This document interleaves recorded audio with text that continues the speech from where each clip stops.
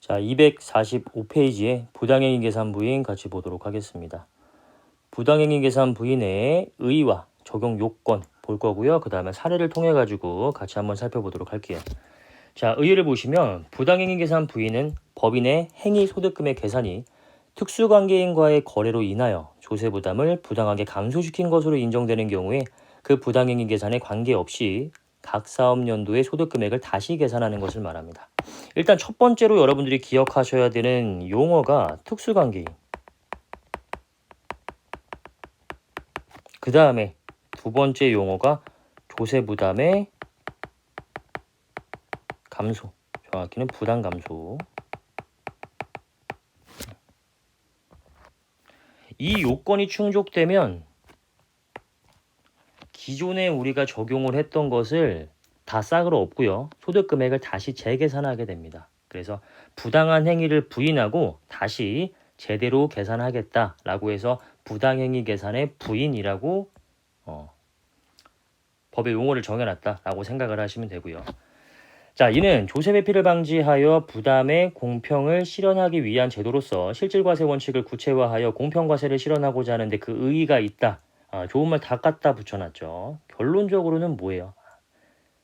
세금 많이 못 거두니까 국가 입장에서 세금이 수익인데 그 수입을 많이 못 거두니까 이러한 제도를 두었다라고 생각하시면 됩니다.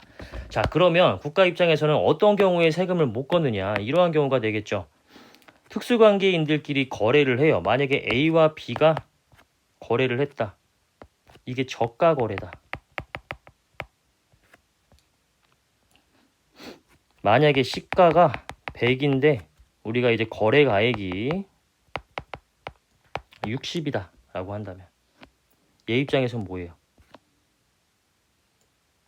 이익이 얼마가 생겨? 수익이라고 할게요. 수익이 얼마가 생겨? 거래가액 60 그대로 인정하면 수익 60 생기죠. 얘는 비용 60 생기겠죠. 얘는 60에 팔았고 얘는 60에 샀으니까 얘는 60이 수익이고 얘는 60이 비용이겠죠. 그러면 얘는 60에 대해서 세금 내면 되고 얘는 이 거래만 있다고 가정을 한다면 비용이 발생하기 때문에 세금이 그만큼 줄어들겠죠. 자, 근데 이게 정상적인 거래인 시가 100원에 거래했다고 가정해 볼게요. 얘 수익 얼마 잡아야 돼요? 원래 100. 얘 비용 얼마 잡아야 돼요? 원래 100. 이렇게 잡아야 돼요. 자, 국가 입장에서 이 둘 중에 어떤 게 더 세금이 많이 거치겠어요? 수익은 높으면 높을수록 더 세금이 많아지니까 이게 더 세금이 많이 거치겠죠. 이 B, 매입자의 측면에서는 비용 60 잡는 게 많이 거치겠어요? 비용 100 잡는 게 많이 거치겠어요? 당연히 비용 60 잡는 게 많이 거치겠죠. 비용을 100을 잡아버리면 그만큼 이익이 줄어들게 되니까 세금은 당연히 적게 내게 되겠죠. 그러면 국가 입장에서는 이렇게 과세하고 싶은 거예요, 지금. 이거를 부당행위 계산 부인을 하겠다라고 한다면 원래 어떻게 계산해야 돼요? 이렇게 계산해야죠. 근데 얘는 요렇게 하게 되면 세금이 더 줄어드니까 요거는 하지 않아요. 요렇게 계산해요. 국가 입장에서는. 결국 저가 거래를 하더라도 특수관계인 간의 거래를 통한 저가 매입을 하더라도 이 매입자에 대해서는 제재를 하지 않습니다. 누구한테 제재를 해요? 얘 양도자. 저가 양도의 경우에 이 양도자에 대해서만 제재를 해요. 그래서 양도자 네가 원래 제대로 거래를 했으면 너가 B랑 아무 사이가 아니었으면 너는 분명히 이거 10원에 팔았을 거야. 그래서 수익을 100만큼 잡았을 거야. 근데 네가 B랑 특수관계인이기 때문에 100원에 팔 거를 60원에 팔아가지고 너의 수익이 60밖에 안 잡혔어. 그러면 너 세금 적게 내게 되는 거잖아. 이거 다 인정 못하겠어. 시가대로 수익을 100원으로 잡아.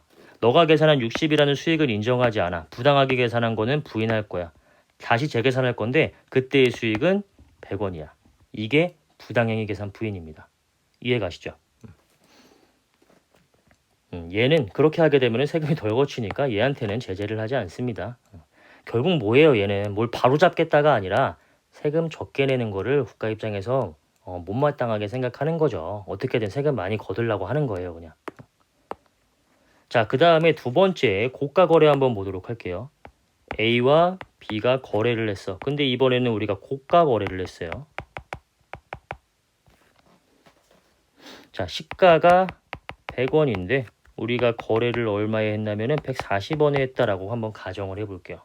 그러면 얘 입장에서는 이게 뭐예요? 고가 양도가 되겠죠. 얘 입장에서는 뭐예요? 고가 매입이 되겠죠. 자, 그러면은 얘 수익 얼마 잡아요? 140에 팔았으니까 140 잡겠죠. 얘는 얼마 잡아요? 140 잡겠죠. 근데 이거 시가대로 거래했으면 원래 얼마 계상해야 돼요?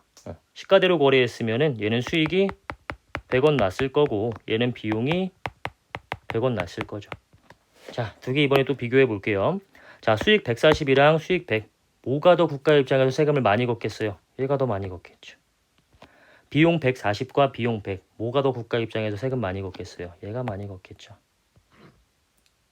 국가 입장에서 어떻게 과세하느냐 하면 이렇게 과세합니다. 즉, 고가 양도를 하더라도 이 양도자에 대해서는 제재하지 않아요. 그냥 이거 잡은 거 그대로 인정을 해줘요. 얘를 뭐 시가대로 다시 잡아가지고 140을 부인하고 100에 잡겠다 이런 거 하지 않습니다. 그래서 고가 거래일 때 죄송해요. 고가 거래일 때에는 양도자는 제재를 받지 않아요. 누가 제재를 받느냐? 정상적으로 거래했으면은 너는 100원만큼만 마이너스를 해야 되는데 특수관계인과 고가 거래를 하게 됨으로써 너는 140원만큼 마이너스가 됐기 때문에 너 세금 조금 냈잖아. 이거 인정하지 않을 거야. 시가만큼만 비용으로 잡아.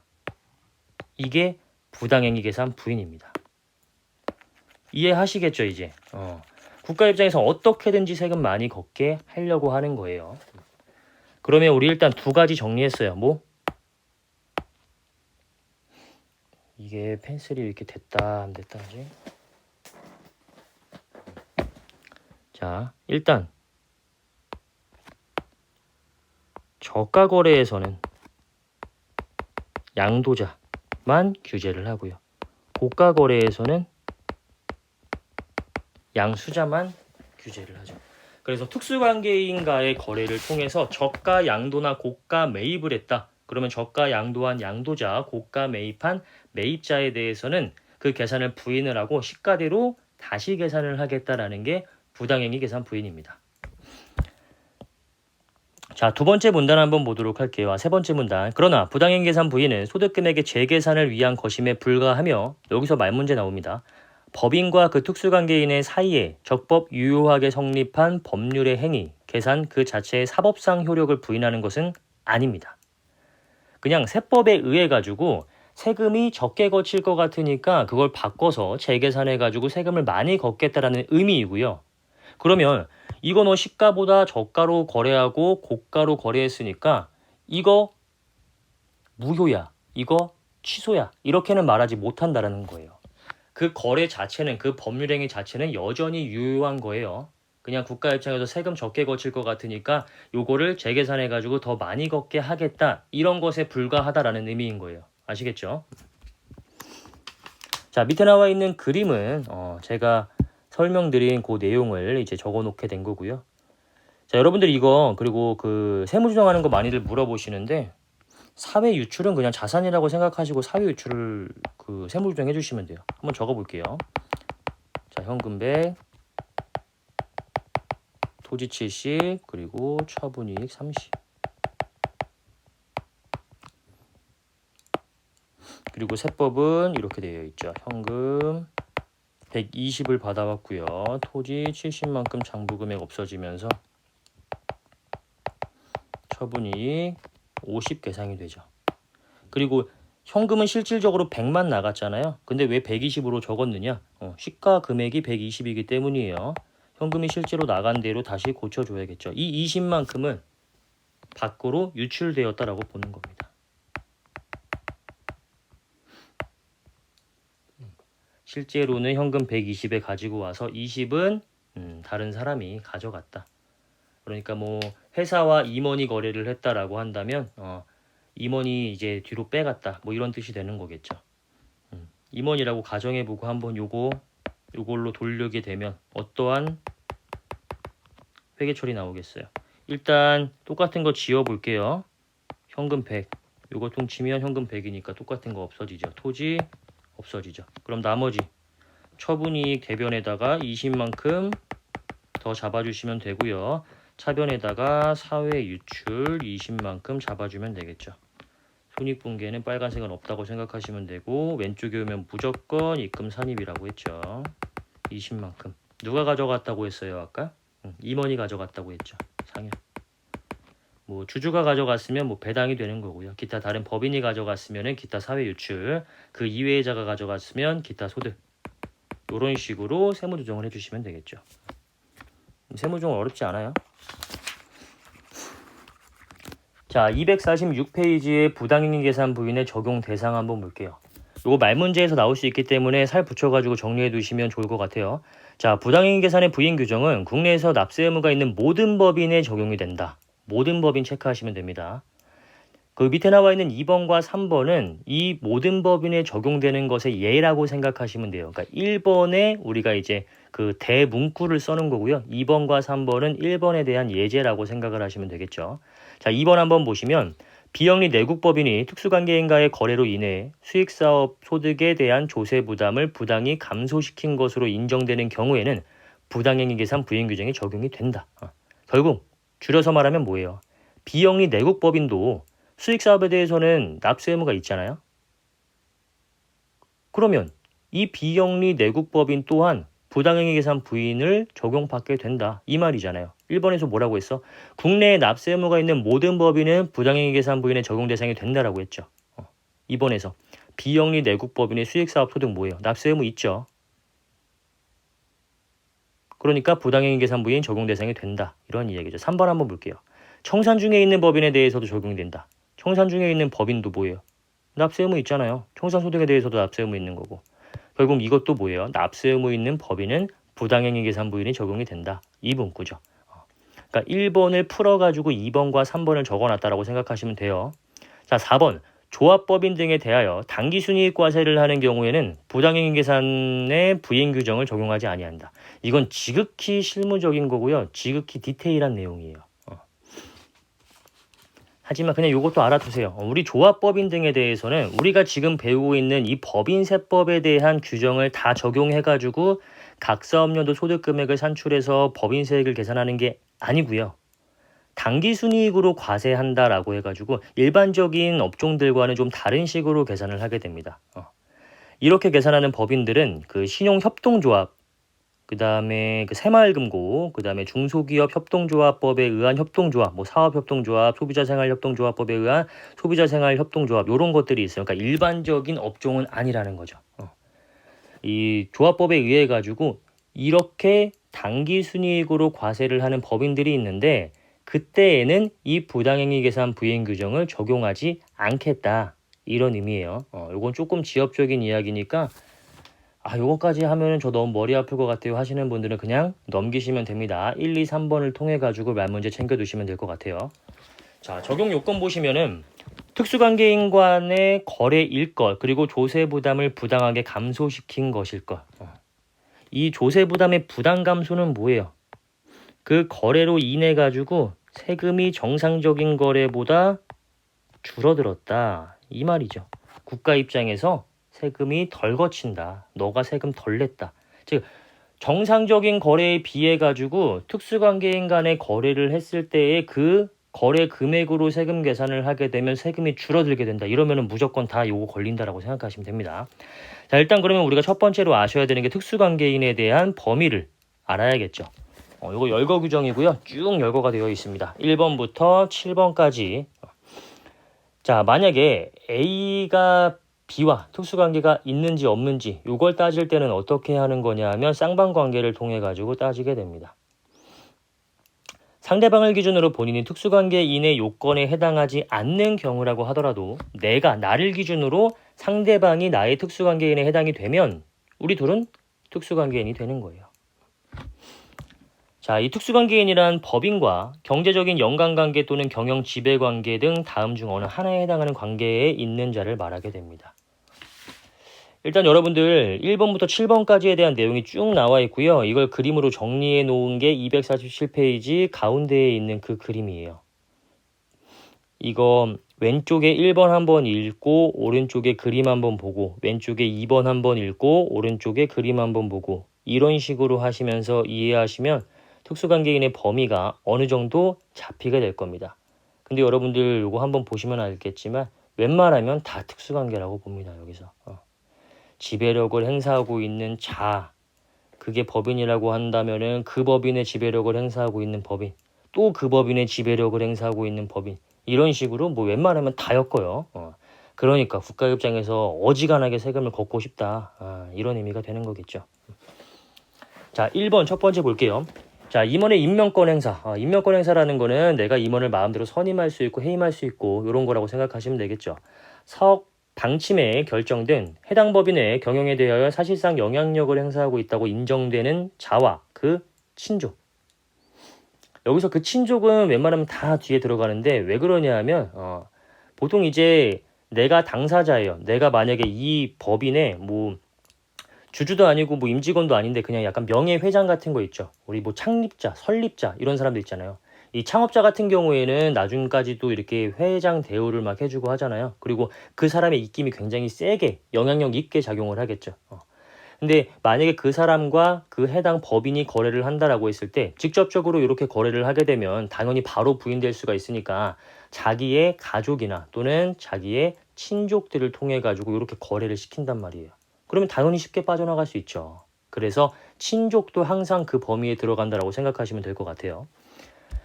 자, 어쨌든 이렇게 경영에 대하여 사실상의 영향력을 행사하고 있다고 인정되는 자와 그 친족. 자, 오른쪽에 그림 한번 보도록 할게요. 가운데에 해당 법인이 있고요. 동그라미 1번 오른쪽 위에 있죠. 이 해당 법인의 영향력을 행사할 수 있는 자는 이 법인과 특수관계자에 해당이 됩니다. 자, 그 다음에 동그라미 2번의 소액주주. 여기서 말하는 소액주주는 밑에 나와 있죠. 지분율 1%에 미달하는 주식을 소유한 주주. 이 주주가 소액주주입니다. 소액주주가 아닌 주주 또는 출자자와 그 친족. 그러니까 일반적인 주주들이 다 법인과 특수관계인이냐? 그렇진 않아요. 그럼 여러분들이 삼성전자의 주식을 가지고 있다라고 해볼게요. 저도 삼성전자의 주식을 어느 정도 가지고 있는데 저와 삼성전자는 특수관계인이 아니에요. 왜? 내가 가지고 있는 지분율이 1%가 안 되기 때문에. 1%를 가지고 있다라고 한다면 우리나라에서 아마 손꼽히는 부자일 거예요. 그만큼 삼성전자의 그 총액이 높기 때문에 시가총액이 높기 때문에 1%의 그 지분도 굉장히 큰 지분이라고 생각하시면 됩니다. 자, 어쨌든 1%의 금액을 1%의 그 지분율 이상을 소유하고 있는 주주 또는 그 친족, 이 사람들도 해당 법인과 특수관계인이다. 3번에 다음 중 어느 하나에 해당하는 자매의 이들과 생계를 함께 하고 있는 친족, 법인의 임원, 직원, 이 사람들 다 특수관계인에 해당이 되고요. 그 다음에 비소액주주의 직원, 비소액주주가 법인이라고 한다면 그 해당 법인의 직원이 있겠죠. 자, 오른쪽에 보시면은 그림 나와 있죠. 3번 보시면은 임직원 등이 있고요. 이 임직원에는 만약에 이 해당 법인의 주주가 법인이라고 한다면 그 법인의 직원까지도 포함이 된다고 생각하시면 됩니다. 자, 그리고 4번은 1번, 2번, 3번 까지의 관계에 있는 자를 통하여 어느 법인의 경영에 대하여 지배적인 영향력을 행사하고 있는 경우에는 그 법인. 여기서 지배적인 영향력이라고 한다면은 그 해당 법인의 30% 이상의 지분을 가지고 있는 경우를 이야기합니다. 자, 오른쪽에 그림 보시면은 동그라미 4번 있죠. 이 법인이, 그러니까 이걸 한번 정리를 해드릴게요. 이 첫 번째 A 법인이 있어요. 이 법인의 특수관계인이 누군지를 정의를 할 때 만약에 이 A 법인의 주주가 B 법인이라고 해볼게요. 그럼 A와 B는 특수관계에 있는 거죠. 근데 이 B 법인의 30% 이상을 출자하고 있는 C 법인이 있어요. 그러면 얘가 30% 이상의 주식을 소유하고 있기 때문에 C 법인은 B 법인의 경영상의 의사결정을 비교적 쉽게 좌지우지할 수 있을 거예요. 얘를 마음대로 주물릴 수 있죠. 그럼 결국에는 얘가 A 법인의 주주이니까 얘도 의사결정에 중요한 영향력을 행사할 수가 있을 거예요. 그래서 얘와 얘도 특수관계인이 된다 이 말이에요. 얘네 둘도 당연히 특수관계인이고요. 얘네 둘도 특수관계인이에요. 요렇게 한 달이 거친 것도 특수관계인이 된다 이 말이에요. 자, 근데 여기서 끝나는 게 아니라 만약에 이 C법인의 주식을 30% 이상 가지고 있는 D법인이라는 게 있다. 그럼 얘도 특수관계인이 됩니다. 얘랑 얘도 특수관계인, 얘랑 얘도 특수관계인이 되는 거예요.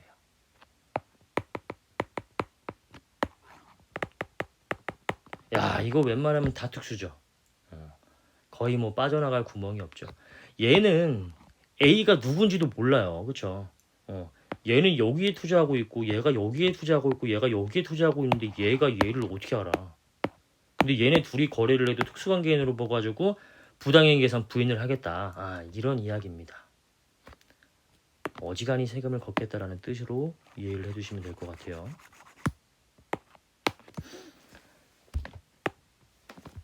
자, 그래서 동그라미 5번에 나와 있는 게 그거예요. 동그라미 4번은 1번부터 3번에 경영에 대하여 지배적인 영향력을 행사하고 있는 경우에 그 법인, 5번은 1번부터 4번까지에 대해서 지배적인 영향력을 행사하고 있는 그 법인.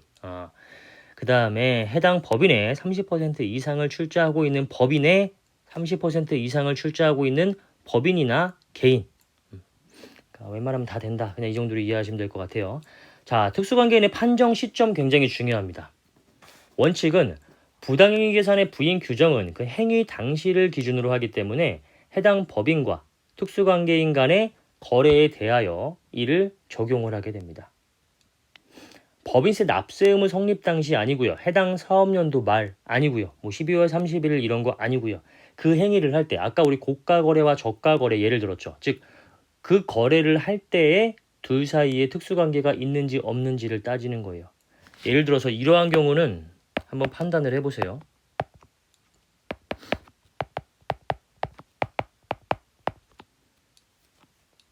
자, 만약에 A와 그 다음에 갑이라는 임원이 주주가 거래를 해. 근데 이때는 1기 때에는 이 갑주주의 지분율이 0.9%였어요. 이때는 갑주주의 지분율이 1.5%였어요. 거래 언제 이루어졌느냐? 요때 이루어졌어요. 그러면 이 거래 당시에는 A라는 법인과 갑이라는 주주가 특수관계인에 해당이 될까요? 안 되죠.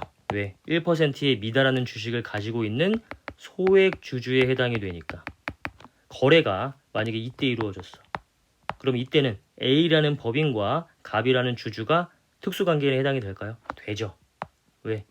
이때는 1% 이상의 주식을 소유하고 있기 때문에. 이해가시죠? 그래서 항상 이 거래할 당시에 둘 간의 특수관계가 있는지 없는지 그걸 따지시는 겁니다. 자, 예외 한번 볼게요. 불공정 합병에 대한 부당이익 계산의 부인 규정을 적용할 때 특수관계인인 법인의 판정은 합병 등기일이 속하는 사업연도의 직전 사업연도 개시일부터 합병 등기일까지의 기간으로 하고 있습니다.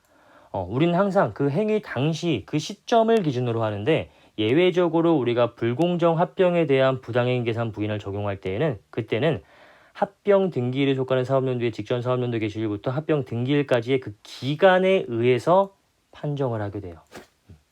한 시점이 아니라 기간을 통해서 판정하게 된다. 요게 중요한 거예요. 원칙은 시점, 행위 당시의 시점, 예외적으로 불공정 합병에 대해서는 기간, 이 기간을 통해 가지고 판정을 한다. 이렇게 이해하시면 돼요. 왜 그런지는 굳이 아실 필요 없어요. 이러면 또 합병을 다시 공부를 해야 되니까 왜 그런지까지는 아실 필요 없고요. 자, 그 다음에 조세 부담이 부당하게 감소된 것으로 인정되는 경우라고 해가지고 여러 가지 사례가 나와 있습니다. 이것들 다 부당이익 계산 부인에 해당이 되는데 이거 하나하나 다 따져보면 결국에는 국가 입장에서 세금 못 거둔 거예요. 정상적인 거래일 때보다 이 거래를 하게 됨으로써 세금이 낮아지는 경우 그걸 부인하고 정상적인 거래로 인한 금액만큼의 세금을 걷어가겠다. 이런 뜻으로 이해를 하시면 됩니다. 자, 일단 오늘 부당이익 계산 부인은 여기까지 보는 걸로 하고요. 다음 시간에 248페이지부터 이어서 나가도록 할게요.